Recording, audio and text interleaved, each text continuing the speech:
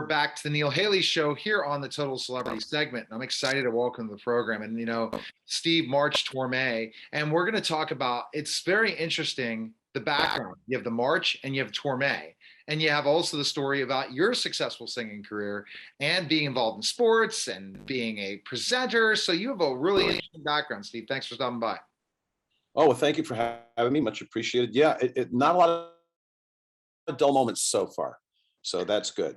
It's lots of stuff going on. Exactly. So let's talk about it. Growing up, when you were a child, did you want to be a singer? Was that the first thing? The first thing was I wanted to be a Major League Baseball player, like a lot of kids. And I was playing baseball and playing Little League and Pony League, and I wanted to be a shortstop for the Yankees. Growing up in New York at that time, and it was after listening to Yankee games on AM radio in the morning in our basement, because as I remembered, the East Coast actually has basements. I found out the people in California don't have basements. I would listen to AM radio, and that's when I really got more interested in music and singing along to the radio, and realizing, oh, well, I don't know if you're good at this yet or not, but it seems that you've got a pretty good ear for it. I have it in my genes. And that's when it kind of switched. That's when I realized from about the age of, I don't know, 16 or 17 on, I realized, all right, you're a pretty good ball player, but you're not good enough to be in the major leagues. So let's lose that idea completely. And you really do like singing. And again, like a billion other people, when the Beatles came on television, the light bulb went off. I was like, oh, well, this looks like fun. These guys, this is not Jerry Lee Lewis and Elvis. This is a whole different thing. And that for me was really the spark of it for a lot of musicians. I know so many musicians who said the same thing. The Beatles really influenced them as making a career choice. And that's surprising for your late father, as famous as he was, that you weren't first into singing. Well, my mom and dad got divorced when I was about 2 years old. So I didn't grow up in the household with Mel Torme. I grew up with Hal March. And for your listeners and people that follow your show who don't know, he was the host of the $64,000 Question Show, which was a huge game show at the time. He was also a Broadway actor. He was on Broadway in Neil Simon's Come Blow Your Horn, kind of a jack of all trades entertainer. So I didn't grow up around jazz music necessarily. It kind of became inherited. And instead of growing up around all those musicians that people think, oh, what was it like? You must know Buddy Rich and all these people that your dad worked with. I knew my stepdad's friends and my mom's friends, because our dinner parties were all the Borscht Belt comedians. Almost every weekend in our house for dinner, it was Lucy and Milton Berle and Phil Silvers and Jack Carter and Shecky Green and Red Buttons. These were their friends. So I was around all these funny people, that Buddy Hackett, and this was our living room.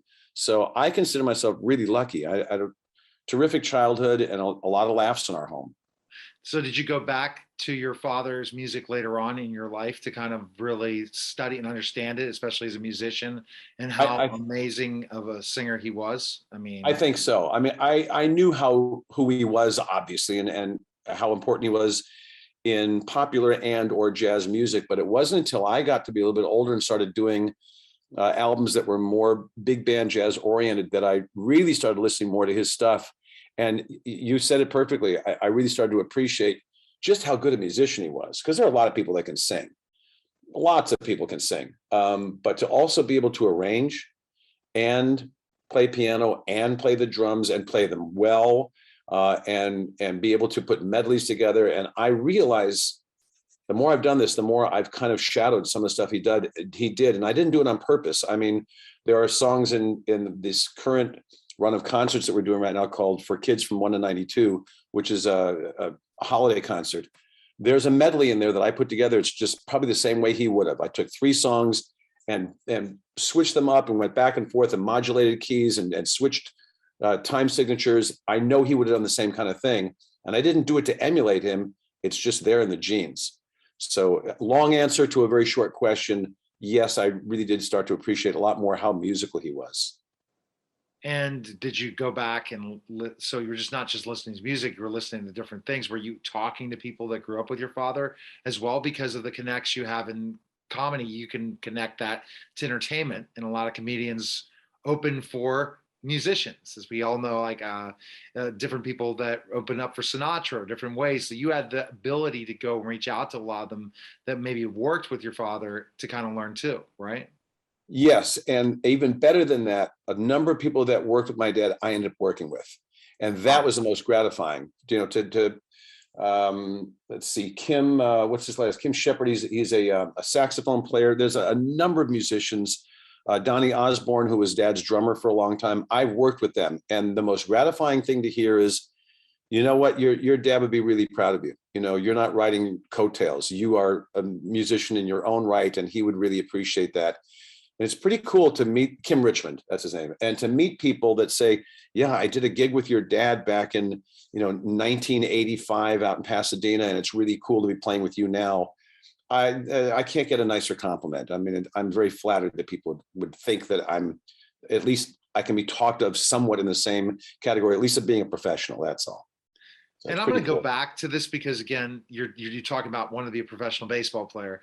It's just interesting to bring up your father in that way because now you're influenced in a different way, even before music. So was presenting, and especially with your stepdad being, hosting a show, and he's a comedian. Did you have any of those aspects as well? Because again, you did end up becoming a host of things. So you wore both hats. Was it more important love of music, or what your stepdad was doing was more of a love of yours after baseball, after the Yeah, dream of baseball?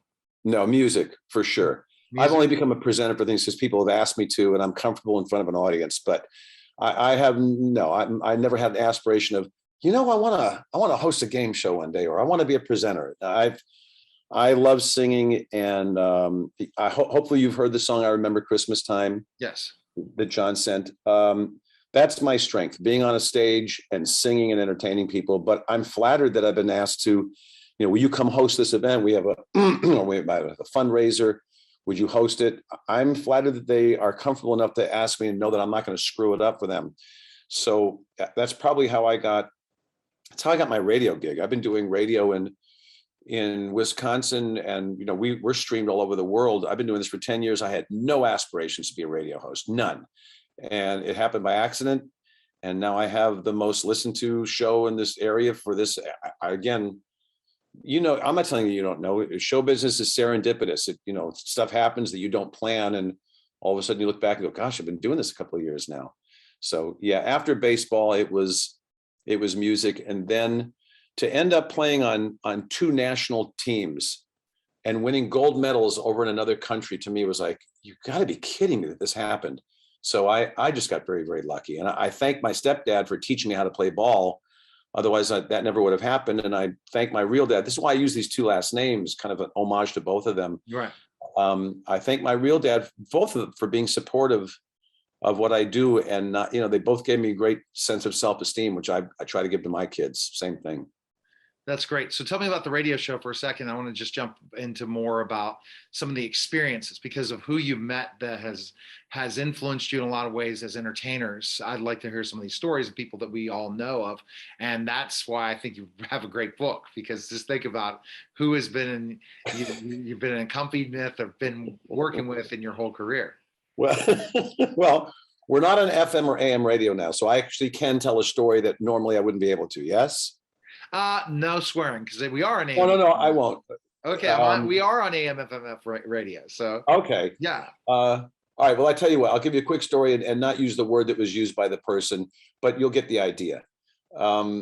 So Lucy used to show movies at the house. They lived a block away from us in Beverly Hills when we moved out from Westchester County to LA, because Hal wanted to be more connected with the business than being in New York. And if you want to do that, you want to be in television, Los Angeles is the place to be. So we moved out there, and the first person I met, the first person my age, was Desi Arnaz Jr. And at the time, he was in a bubblegum band called Dino, Desi, and Billy. And they had a little bit of success. They had a couple of records that did pretty well. And they're pretty well known on the radio. But point being, we were friends with their families. So Lucy would show movies. And I go up the block, and Desi and I would get invited, and we could sit there and watch movies. So one day they were showing a movie called Where Eagles Dare. I don't know if you know about the movie. It was It was a movie starring Clint Eastwood and Telly Savalas and a bunch of World War II soldiers that were going to storm what was called the Eagle's Lair. Was in I guess it was in the Alps. It was the Nazis had this the fortress up in the mountains, and that was the whole story. Was these GIs from World War II were going to storm this castle and take out all these Nazi soldiers. Anyway, Milton Berle's sitting behind me, and he knew that he could get me. He knew he could get me in trouble because it just made him laugh. So we're watching the movie, and it's a real tense scene, and Clint Eastwood's with his machine gun going up these stairs, and they can hear these Nazi soldiers, and Milton leans forward and he goes, Stevie. And Lucy hears, she goes, Milton, quiet, we're watching the movie. And he said, okay. 2 seconds later, he goes, Stevie. I go, what? He says, you know about Clint, don't you? I said, what? He kind of gave like, different persuasion. That's not the word he used. And I laughed out loud, and Desi and Milton and I all got thrown out. Lucy said, that's it, you're out of here. And Milton thought it was funny because he got me to laugh at a homophobic slur that he threw at Clint Eastwood. And he obviously was kidding, but he knew it would make me laugh. So that's the kind of stuff we would go through. And, at our dinner parties, I was a little boy. I had to be in bed by 9 o'clock and go to school the next day, but I'd be listening at the door to hear the jokes that were being told in our living room. And the longer the evening went on and the more the Chivas was being poured, the filthier the jokes got. And the person who would laugh the loudest is my mom. And my mom was very elegant, really pretty lady. And, elegant's the best word I can think of, very classy. And, I could hear Buddy Hackett, in the living room going, so anyway, this donkey is in there and he's humping a rabbi. And my mom's screaming. That's the funniest thing she's ever heard. So that was the kind of stuff that I grew up with. And again, I'm thankful that I did. Who knows what would have happened if I'd grown up with my dad, Mel. I think it would have not been good for me because I think I would have emulated his voice too much, being around him all the time, right, and hearing his music all the time, just by nature. If you live in California, you move to Alabama, after about 6 years, you'll probably pick up a little bit of a Southern accent because you're around it. So it probably worked out best that I connected with my dad later in life. So you did connect with your dad later in life. I didn't know that. So tell me that story. Well, there's a specific reason. We were geographically separated, which is not his fault. And when I was in New York, he lived in California. So the first, like 12 years of my life, we'd talk on the phone once in a while, or he'd come into New York to do a show and I'd see him for a day. But when we moved out to LA, he was doing what I try to do as much as possible, which is being on the road and working. Well, he called me up one day. No, that's not true. I called him up and I said, look, I have a problem here and I don't know if you can help me or not, but my car blew up. The engine on this thing seized and I'm in a pickle, and I'm not calling you to ask you to get me a car. I'm calling to say, I don't have the money for a down payment. If you will loan me the money for a down payment, at least I can get started and I'll make the payments, but I'm stuck. We're in Los Angeles, you have to have a car. So he says, well, I tell you what I'll do. I'll give you the money for the down payment. You don't have to pay me back, but in return, you have to help me with your grandfather. I said, well, what is it? He says, he's driving me nuts. And he adored his father.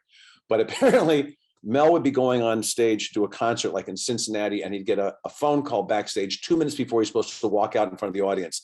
I go, Mr. Torme, it's your father. I go, what? He goes, it's apparently important. It's an emergency. So Mel would have to go backstage, pick up the phone, go, Dad, what is it? And my grandfather would say, I can't find my belt. So it was just, he was 90 plus years old and living. Anyway, I get it. But he figured he'd call Dad and say, do you know where my belt is? So my dad said, look, do me a favor. If you will take your grandfather out once a week, you pick the day, but go by his apartment and take, and at this point, my grandmother had passed away. So my grandfather was by himself. And he said, take him out to lunch. We have an account in Beverly Hills at Nate and Al's. Take him to lunch there. Take him on his grocery run. If he needs to go to the doctor, take him to the doctor. If you do that, I'll give you the down payment for the car. I said, you got a deal. So for 5 years, every single Monday, I went to my grandfather's and took him out. I ended up carrying him into the doctor's office, literally a couple of times in my arms because he was in distress. So at the end of that period, while my grandfather was still alive, I get a phone call from my dad on a Saturday morning at 7 o'clock in the morning. He lived in Beverly Hills. I lived in Santa Monica. So it's about, I don't know, 15, 20-minute drive. Right. 7:00, and he goes, I answer the phone. He goes, Stephen? I said, hello. He goes, it's your father. I said, yes, I recognize the voice. Yes. What's up, Dad? I need to talk to you. I'm like, okay, well, it must be pretty important. It's 7:00 in the morning on a Saturday. What is it? Just come up to the house. I said, now? He goes, yeah, now. I'm like, oh, Jesus. All right, I'll be there in 20 minutes. I hang up the phone and my heart's beating like I'm a kid in trouble at school. Like, what could I have possibly done that he's upset with me? You know, maybe somebody saw me out in public with my grandfather and I was being silly. I have no idea. So I drive up to the house. The housekeeper meets me at the door and she gives me a look like, oh boy, I'm glad I'm not you. Oh, what can this possibly be?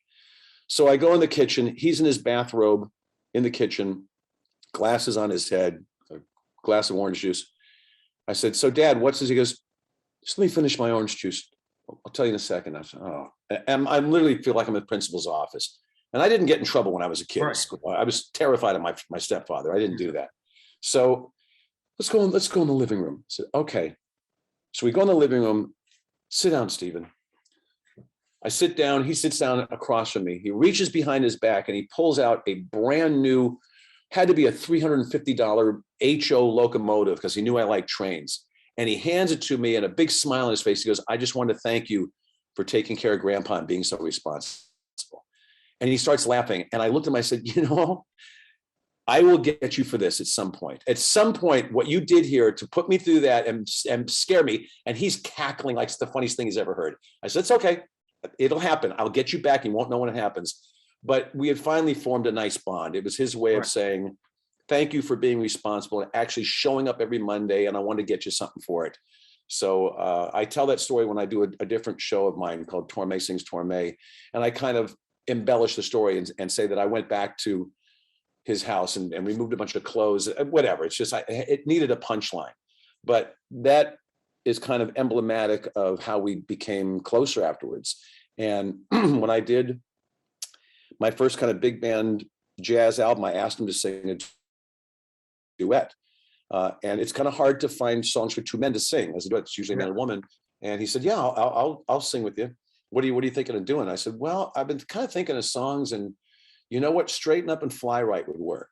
That would work because there's a lyric, cool down, Papa, don't you blow your top. We could harmonize. So he came into the studio with me. We did 2 takes live on one microphone, just like, like George and Paul back in the day. Yeah. And he said, that's it. I'm hungry. We're going to lunch. Sounds good to me. I said, great.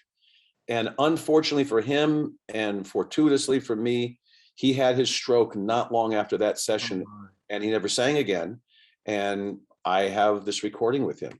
So again, lucky, just lucky. But that kind of shows you, we did get together afterwards, and he started telling me, now you're starting to get it. Now you're starting to sing good music. I said, well, I appreciate that. So guess how I heard of Mel Torme?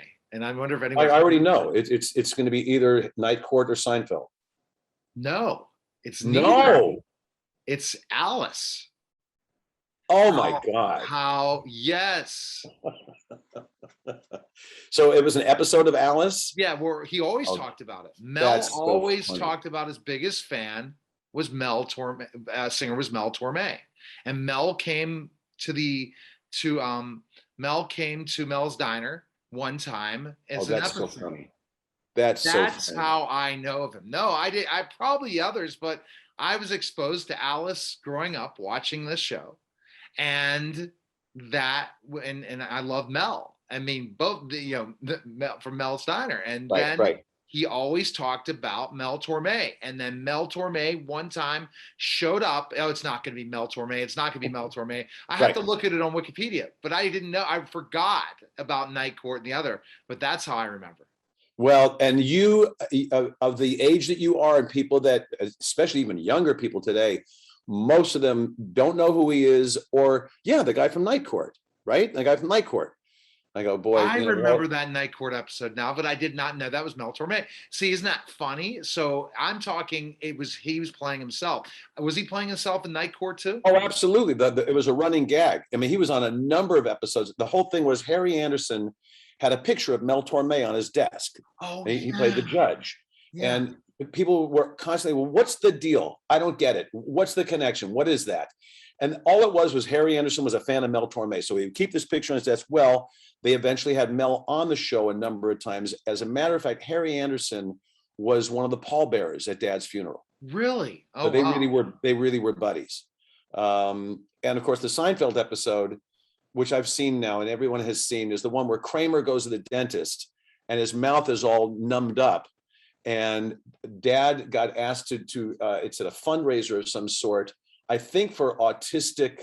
I'm Oh, trying to get it right. yeah, that Right. was him. Oh my gosh. Why Right. is And it I remember only through Alice? Why do I remember him only through Alice and not Night Court, which I know, I mean, I'm a huge fan of Night Court and Seinfeld. Now you remind me about those yeah, episodes. and the Seinfeld episode, which I'm probably not telling it exactly correctly, but Dad apparently was there to sing or to host something, and he's talking to Kramer, and Kramer can only answer like because Special his mouth needs. is all numbed Yeah, up, yeah, and yeah, I Mel thinks remember he's that one. autistic. It was very, very funny, and Mel's going, "It's okay, it's okay. You don't have to try and go." Anyway, they got away with it, and it was very funny. A lot of people have seen that episode. I think Alice is before those two. Probably Yeah, it has to be because Seinfeld's was later, and then also right. Night Court came out later. It was again, that's amazing that those are the reasons people remember at certain ages, right? And Yeah, again, so your father definitely was an entertainer as well. So that's something where I guess your skill set, even though you were a singer, you figured out ways of doing some other entertainment. So tell us yeah, things yeah. that you did that were not singing. Well, So, yeah. I did. I was. I got a call from a guy who was managing me at the time and said, "I've got an audition for you." I said, "Okay," and I'm trying to get club dates and theaters and whatnot, trying to get another record deal. I said, "What's the audition?" He goes, "Well, it's for a game show." I said, "Why would I want to be on a game show?" And he said, "Well, maybe if you shut up for a second and listen, I can explain to you. It's a national syndicated game show. A lot more people would see you on it than are going to see you in a club." I said, "Well, what is it?" "It's the $100,000 Name That Tune." I said, "Okay." He says, "Anyway, you got an audition in 2 days." I went, "All right." So I show up to this audition and there's no accompaniment, there's no piano player, there's no nothing. I go in a little office, there's the executive producer and maybe the director, and you just have to stand there and sing. That's one of the hardest things to do in the world. I mean, a person's 3 feet from you, you're in an 8x10 office. "All right, Steve March," and my name was Steve March at the time and not yet Steve March Torme because I hadn't made it legal. "This is Steve March. Hey, nice to meet you, Steve. What are you going to sing for us?" And I sang Daniel by Elton John because they'd give me some background on the kind of music they were going to be doing. And I sang Blue Suede Shoes by Elvis, or actually Pat Boone too. And I got the gig and I became the singer on Name That Tune. I replaced Kathy Lee Gifford Oh, really? and I did the show for 3 years. And I ended up making friends with some people that have become lifelong friends. One of the guys that was on that, we were kind of like the toy rock band. There were two bands. We had the rock band that did all the, all the pop stuff, Eagles and Doobie Brothers and pop music. And then there was a swing big band that did the older material. And one of the guys who played with us, the bass player in our little rock band, came into rehearsal one day and he had a cassette tape. He said, I'm auditioning for this band. I want you guys to hear this." And it was a version of California Girls by the Beach Boys in 7/8 time, which you don't do. So it was going, "I wish we all could be California, wish we all could be California, wish we all could be California girls." This real frantic. Well, he ended up being the bass player in Oingo Boingo. They took him. So that's where that came from.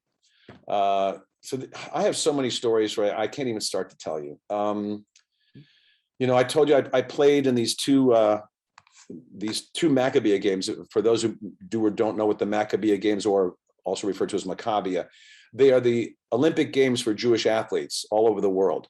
And they're held every 4 years like the Olympics, but staggered 2 years away from the Olympics. So like the Olympics are 1980 and 84, the Maccabea Games are 82 and 86, so it doesn't coincide. And even though that sounds like a punchline, Olympic Games for Jewish athletes, there were some very good athletes that won gold medals in this. Mark Spitz, flag bearer, gold medal winner. Brad Gilbert, the tennis commentator, who was a top 10 player.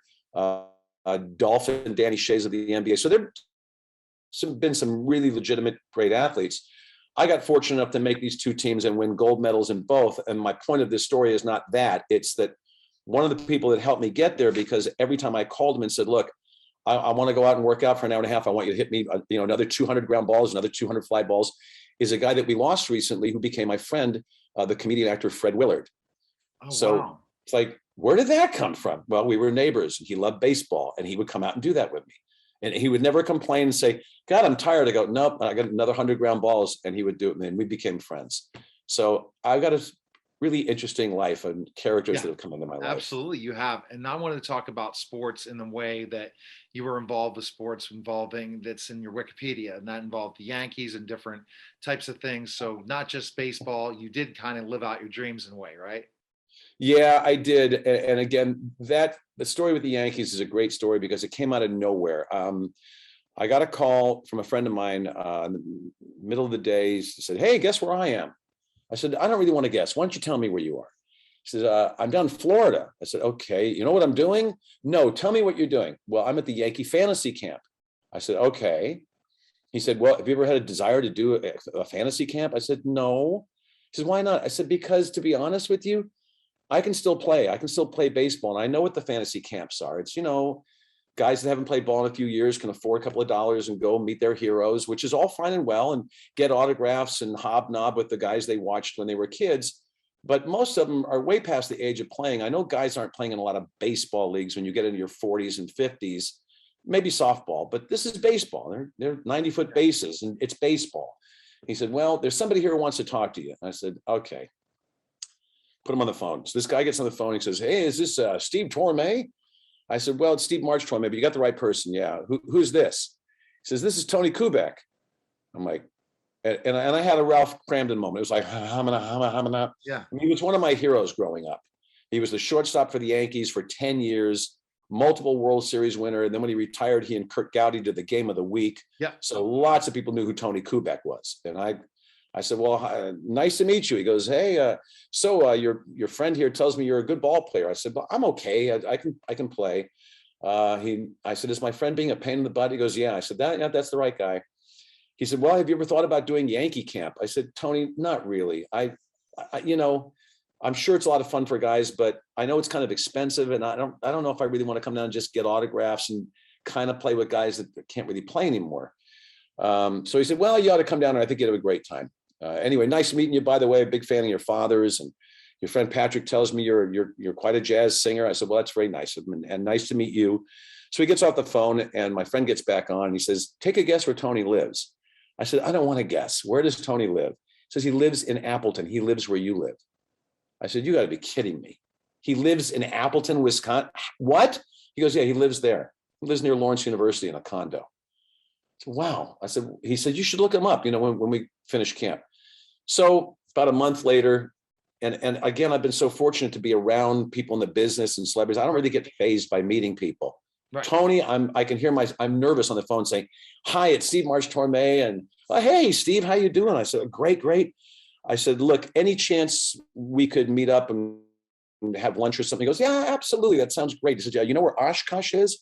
I said, yeah, that's about, I don't know, 25 minutes from where I live. He goes, yeah, there's a pizza place. I know the owner. Come on out. I said, great. I said, I have to ask because I'll kick myself if I don't. Any chance we can play catch? We throw the ball. He goes, oh, no. The shoulder's long gone. That ain't going to happen. I said, okay. So anyway, we meet up for lunch and he's got his son with him and a few other people.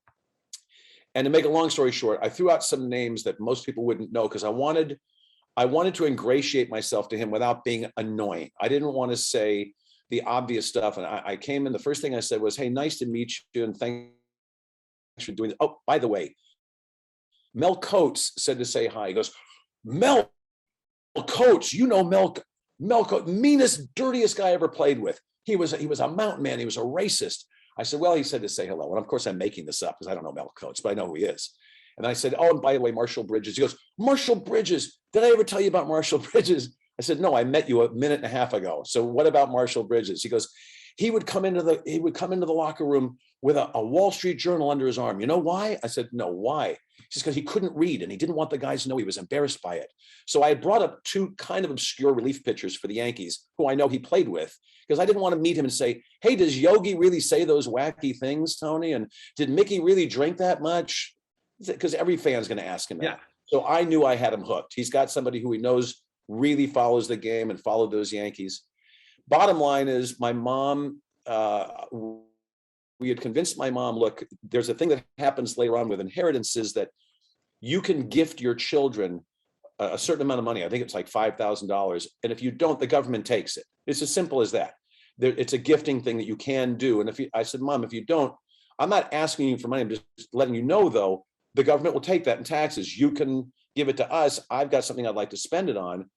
I want to go do this Yankee camp. Because Tony, when I met Tony and he said, so you think of doing the camp? I go, I don't know. I said, I'll tell you what, Tony, if you'll come to the batting cage with me, because I played a lot of fast pitch softball, but I haven't played baseball since Pony League. I haven't been on a baseball field. It's a long throw and I can do it, but I haven't played. Will you come to the batting cage with me? He said, yeah, but I got to tell you now, I can't help you. And I said, well, why not? He said, because if you can hit, I can't help you. And if you can't hit by now, I can't help you. I said, good point. Good point. So we go to the batting cage. He said, oh, you can. I said, yeah, I can't do too many things. I can play baseball. I can sing, play some tennis. That's about it. I can play piano and guitar, but that ain't going to work at Yankee camp. So I talked myself into doing this. I said, look, if I'm ever going to do it, what am I going to wait till I'm 85? I mean, I might as well do it now while I can still play. So I went to camp, and there's a great story that goes with it. I will not tell here because we can't. But it was a great time. And and yeah, when I meet you, I'll give you that story. When we definitely will have to meet some. Okay, so but it was a lot of awesome. Oh yeah. So it was a lot of fun. And one of the people I met who didn't really want to meet people was Yogi Berra, because Yogi was like 118 already then. It was like, and Tony introduced me to him, and he didn't want to know. He didn't want to be bothered. He was there at camp. They kind of take him around in a golf cart, but he doesn't want campers bothering him. So Tony gave him the, oh, Yogi, I want you to meet some of his Mel Torme's son, Steve March Torme. And Yogi kind of gave me a, I went, oh, well, nice to meet you, Mr. Berra. And I did the same thing with him. I said, oh, by the way, I'm pretty good friends with Sherm Lawler. He goes, Sherm Lawler? I haven't heard that name in years. So I did the same thing, and he signed a bat for me. I mean, I know how to work it. So anyway, that's the story. You're in the showbiz industry, and especially comedians, they know how to work it. So let's kind of go into specifically your latest projects. You have a radio show, and then you're touring. So tell us about both of those things. Yeah. Okay, the latest things I'm doing, we are in the middle of this tour, and the show is called For Kids from 1 to 92, lifting a line from my dad's song.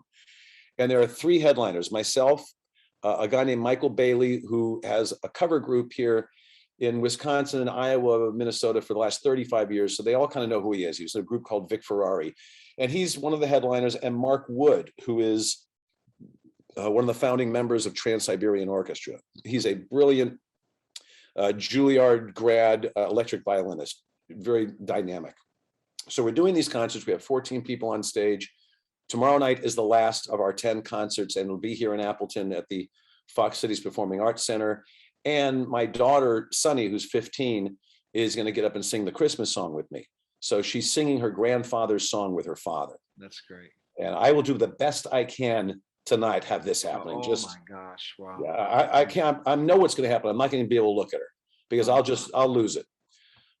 So that's one of the projects we're doing. I'll be going out on the road again after these Christmas shows, doing my show.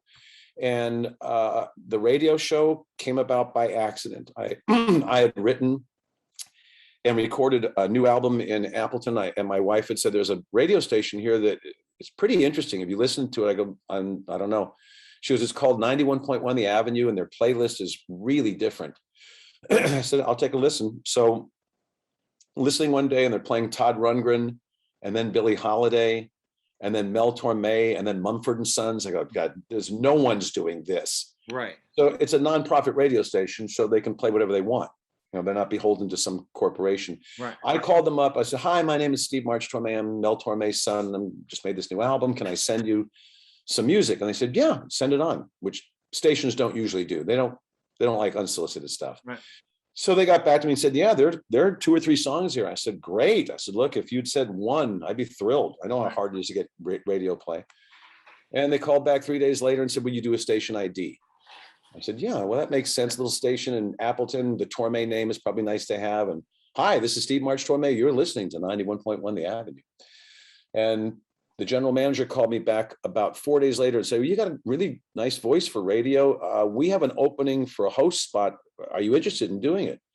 I said, sure, I do that. I said, I hosted a couple of TV shows in LA. I'm pretty sure I could handle Wisconsin radio, which I should have known better than to say that. But I said, but if I'm going to do it, I want the best slot. I want drive time. I don't want to be on from 2 to 6 in the morning because it's yours. So I've been on weekdays every single day, 3 to 7 for over 10 years. Then they gave me the morning slot to go with it. So I'm on from 6 to 9 in the morning. And then they gave me the Saturday 9 to 12 slot. So I'm on way more than I should be. I don't want to hear me that much. But it helps. I do concerts in this area. People know me, go, oh, we listen to your show all the time on the radio. It's a great adjunct to what I've been doing. And the third thing is the song. I remember Christmas time. This thing came out on Thanksgiving on 91.1 The Avenue. And in less than a month, we are in 4 countries and 18 states and over 45 radio stations. That doesn't happen. It just doesn't happen. I know how hard it is to get airplay, but it was a perfect storm of, it's a holiday song. You're Mel Torme's son. You wrote a song 76 years after his very famous song, and it works, and people like the song. So I feel very, very fortunate. Well, love hearing what's happening to you. It's great. Your stories are great. We could have about 25,000 stories. That's why you got to write your book, and you just before the memory goes completely gone. Yeah, before I don't remember anything. all those things. You need to start writing it now. At least writing a chapter a month, and before you You're know probably it's right. done. And You're you probably need to do right. it because it's time.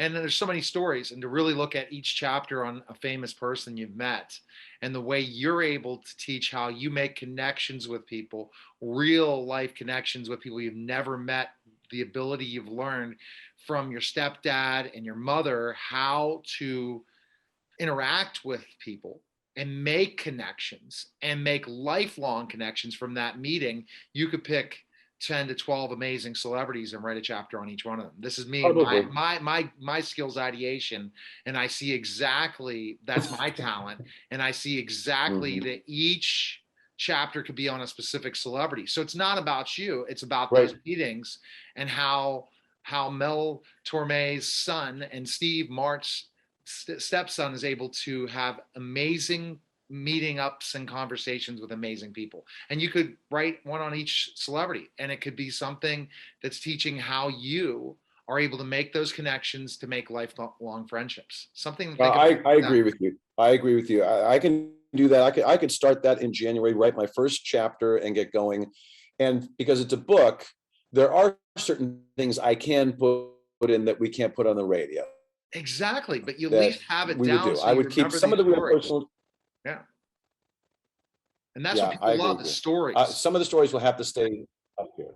Exactly. I agree. Well, that's what I do in concert. And that's what people say. They said, you know what? Really like the stories, like the stuff that you talk about. So that's not the worst idea. All right. So what's now, best place? Now you got to come up with a title for me. I need I'll come up with a title. We'll stay in touch. Okay. Where can we connect with you? Best place? Where follow you? Your website? Thank you for asking. Yeah. People can go to my Facebook page, which is great. That's easy to follow. But they can go to stevemarchtorme.com. It's, one name altogether, Steve March, M-A-R-C-H, Torme, T-O-R-M-E.com. That's my website. If they like the song, I Remember Christmas Time, they can find it on Spotify. They can find it on Apple Music. They can find it on iTunes. And if they want to download it, I would appreciate it. Then I can buy more dog food and cat food for our pets. So that'll work. All right. We appreciate you coming by. Thanks again for coming on the Neil Haley Show. Take care, and great stories. And that's what you got to do. Write it now. Because people. Thank you. You're welcome. All right. Take care. See you. Thank you for having me. You're welcome. Take care now. Stay safe. You too. Bye-bye. All right. That was the Neil Haley Show, guys. Take care.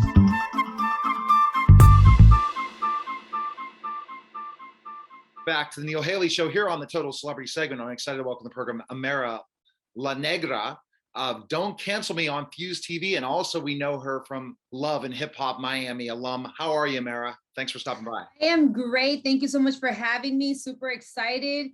And what can I tell you? You know, my new show, Don't Cancel Me, has everybody going crazy on social media. So I'm sure you've heard about it already. Absolutely. Anything that, you're out there buzzing in social media land. Let's talk about a little bit about your background growing up.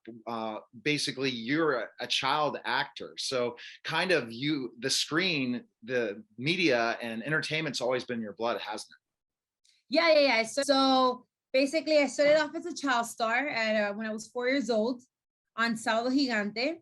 And I was there for 6 years every Saturday. I don't know, I worked very hard growing up, and thanks to all that discipline, that hard work, I'm here today with my own TV show. Exactly. So, and going through that process, what did you first want to be after that point? Did you want to be a performer, singer? What was first in your mindset and your dreams? Well, definitely being an artist has always been my number one priority. Being singing, performing on stage. Then eventually, I was always curious. I never put any limits to my art. So I'm like, okay, I would love to do a soap opera, do a novela. I would love to do a movie, which I've already done, on Netflix. I would love to, try different things. But being able to have my own TV show and be a host was definitely one of those dreams. Now, it's late night, but maybe later on in life it'll be daytime. And I don't know, but I just love the journey that my life is taking. And exactly, and that experience, and it took you to Love and Hip Hop Miami. That experience, what do you think you gained most from it? I gained a fan base, which I'm so grateful for, because I came from the Latino market where I had where people already knew who I was. But then once I did Love and Hip Hop, it was my crossover into the American market. I gained a new fan base. I gained experience. I gained many opportunities. And just the platform alone, I'm very grateful for it because it allowed other people to get to know me, like Fuse, and it's been great. I think that now I'm ready to evolve. I'm ready to do bigger things. And I don't want to discredit Love and Hip Hop, which has been great, but I think that everything in life has its limits. And I think that, eventually I think it'll be time for me to go. It'll be time to move on. Always. Yeah. One thing, it's the next journey, it's next adventure for you. And as an entrepreneur, you see that, right? Because it's not just all music, it's not just talk show. You have that entrepreneurial mindset. Where did you think you got that from? My mom. I come from an immigrant mother who, got to the United States crossing the Mexican border, and just all the hard work I saw her do in order to provide a better future for myself. Seeing a single mother, immigrant, no papers, no family in this country, having to work several jobs with a small child, who later on, when she's 4, she's like, oh, by the way, I'm talented and I want to be an artist. It's a lot of pressure.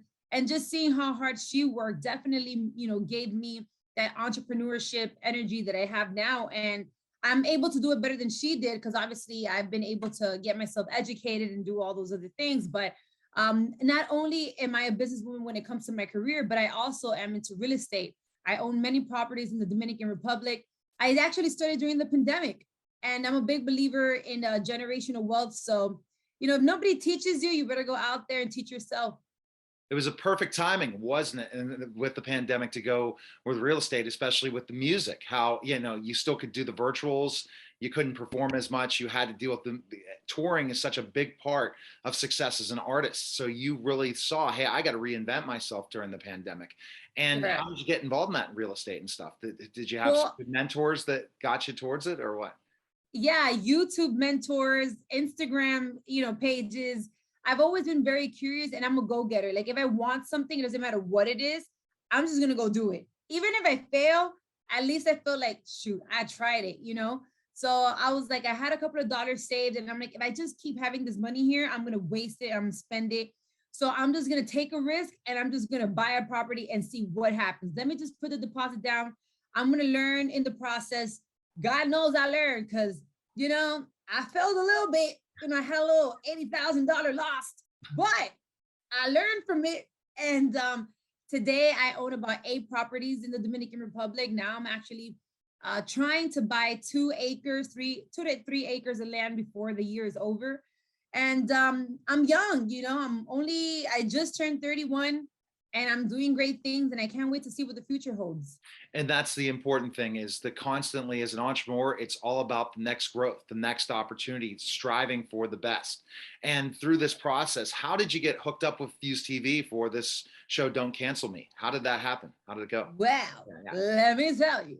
So what had happened was about 2 to 3 years ago, we had the opportunity of linking up, a meeting. I actually had a concept that was more like Sex Cells, which is another show that they have. I wanted to have a lot of sexual conversations and very like fun and freaky. But then Sex Cells came about, and then we had the opportunity to reconnect, and we were like, okay, so I am very vocal. I want to do something where I can still be myself, but give people an opportunity and a platform to, speak for themselves.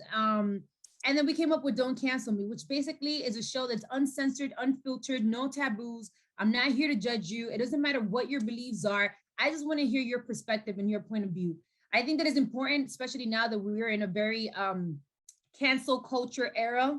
We're in a sensitive, a little bit generation where people can't just voice their opinion without somebody coming to attack them. I wanted to be able to give them a platform and be like, look, I may disagree with you, but I still want to hear your point of view. And maybe you giving me your perspective might help me, be a little bit more open-minded. That's why I say when you watch Don't Cancel Me, watch it with an open mind. Watch it not ready to judge someone because you disagree with their point of view, but just also understand that there's a whole group of people that agree with this person. So there has to be maybe something in there that we might not be understanding. So Don't Cancel Me came about, and I am more than grateful with Fuse for giving me the opportunity of being part of their family and allowing me to express myself in their platform. Yeah, and that's the big thing, is you talk about, is having that platform, thinking about talking to different people with different ideas. Mm-hmm. How do you come up with the people you speak with, the types of guests? Well, I have an amazing team on Fuse, which I'm so grateful to them, because I think that we have an opportunity of coming together and sharing ideas. And sometimes I'm just like, okay, guys, so today I want to talk about like sex. And then I'll be like, tomorrow I want to talk about politics. How about this? Can we talk about immigration? Can we talk about body positivity? Like every episode has a different concept. So every episode we do our best to bring different guests that aren't necessarily, because that's another thing. It's not just about celebrities. There's a lot of real people out here that have a real story to tell, that just because they don't have thousands of followers doesn't mean that they don't know what they're talking about. So we were able to find different type of people for different types of shows. And that's what I was able to love about it. That it's not like a celebrity driven show. It's like real people.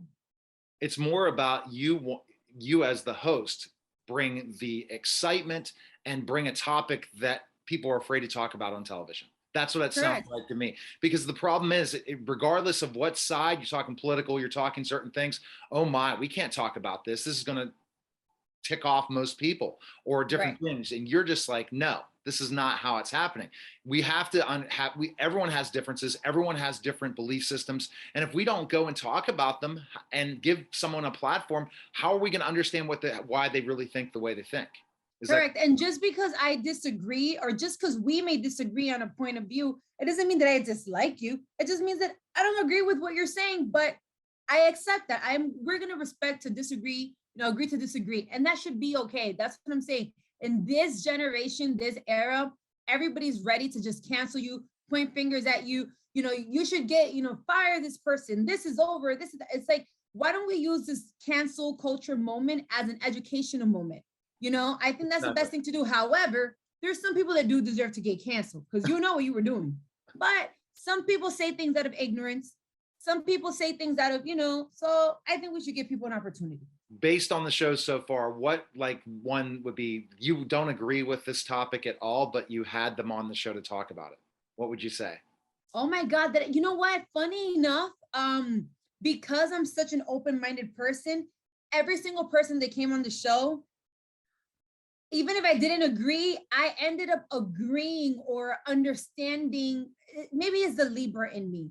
I'm the balance. I see both sides of the story. So I'm like, okay, I don't really agree, but I get where you're coming from. So I would hate to say that I didn't agree. I agreed. I agreed with some part somehow. What But are as a matter of fact, if areas? you want to know, Yeah. you have to watch Don't Cancel Me every See, Wednesday on I'm Fuse. as a talk show host myself, I'm asking the questions to try to get information, but no, you have to go and watch it. Now, what do you think you've learned as a talk show host so far? You know, you've been always a performer. Mhm. Performing's what's the difference of doing a talk show versus, performing on stage, being Yeah. on a reality television show? Tell us about that.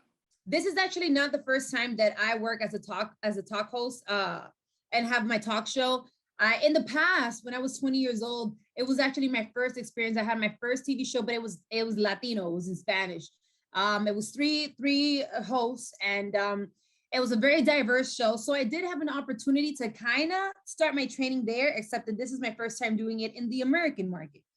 And I would say, you know, as an artist, I am the type of person that I'd rather give you too much information and you cut me off than to not give you enough. Because I've had those. Like, how are you doing? I'm good. How do you feel? Good. And it's like, tell me something else. but Exactly. Yeah. but I really enjoy being able to just fall back, and just allowing people to speak. And this time around, I had the opportunity of listening. I had the opportunity of trying to get to know people. And this is not like one of those sketchy shows where I'm like trying to get the juice out of you and just, cry, say something, give me something that's gonna be, gossipy. No, it's not that type of show. So I think that, and also being able to connect with the guests, being able to not just sit there and ask the questions, because regardless, this is still a business and we have a team and they give you a rundown, but Yeah. it's not just about sometimes following the rundown, it's just following the energy that you feel at the moment with the person. Especially if it's an emotional topic or something Right. like that. Sometimes you don't want to be like a robotic, like, so how about this? It's more like, just connect with that person. You're talking to a real human being who's gone through something. And, if they Exactly. want to express something, then just be willing to listen and be there to support. It's all about relationship building. If you're talking about television, it's all about relationship when you talk about podcasting, radio, social audio. If you're not building that emotional connection with your person you're talking with, it's like having a cup of coffee, having a beer, having wine, whatever. You have to have that type of a conversation for people to really feel it's real. And Don't Cancel Me, I could see that. And I would not undersell that you're late night because, Corbin is late night and he's the top guy, one of the top dogs. So, you could just rock it out in late night and just stay in late night, so think Well, about that could be kind of interesting. Like I said, this is only the beginning. This is the first season of many to come. And I'm kind of testing the waters. I think that little by little, I'll be a little bit more risky with my show and my questions and the things that I do. I think so far I'm being nice, but I can't wait till I can really get saucy in there. Oh, that's what your fans want, right? That's what your Well, fans that's what they know me for. They know exactly. I'm not scared. Exactly. You can't be. That's why you have the huge following and the huge tribe that you've built. Now, one question I want to ask you, who do you feel are really good talk show hosts that are out there now? And kind of, do you have anything that you model after them or look at them or watch them to see and really say, hey, that's something I want to continue to grow to become? To be honest, I think that every single host that has their own show and has been able to acquire a fan base, it's someone to be, it's someone admirable. I always feel that there's so many people out here that want to have this opportunity and don't get it. And if you're able to be that person, I think that you're a great host for your audience, right? Do I follow anyone specifically? I wouldn't necessarily say that I do because I want to have my own fresh energy. I want to be a little bit different. I mean, obviously, I loved when Tyra Banks, had her show because it was fresh, it was young, it was innovative, and she was risky, and it was for a different audience, right? But then at the same time, always looking at empowering, women of color. The same thing, Oprah, like, what else do you want after that? Yeah. And I would love to, oh my God. Oh, I'm not saying, look, don't come for me, don't hate me, and don't cancel me.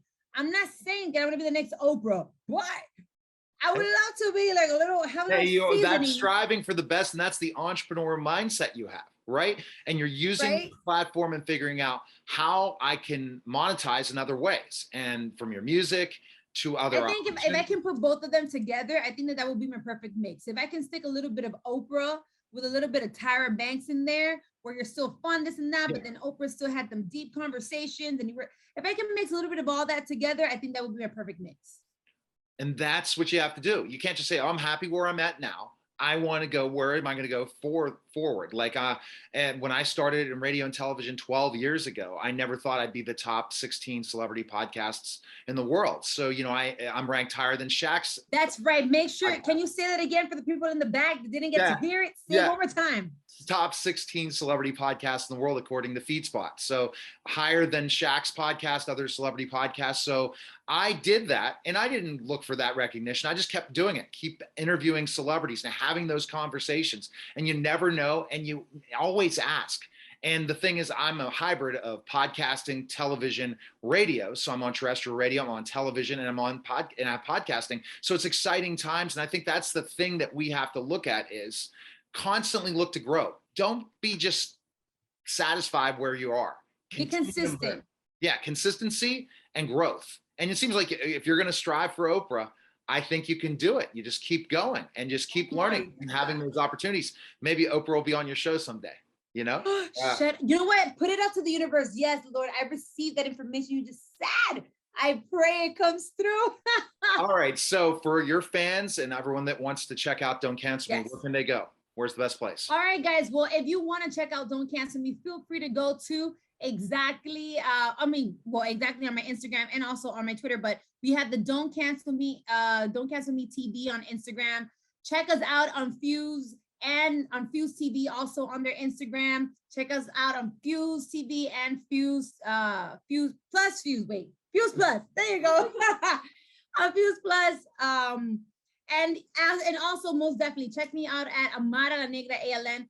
Amara La Negra ALN. There I have on my bio all the information. And I also have a little discount code that you guys can use, Amara10, when you want to subscribe.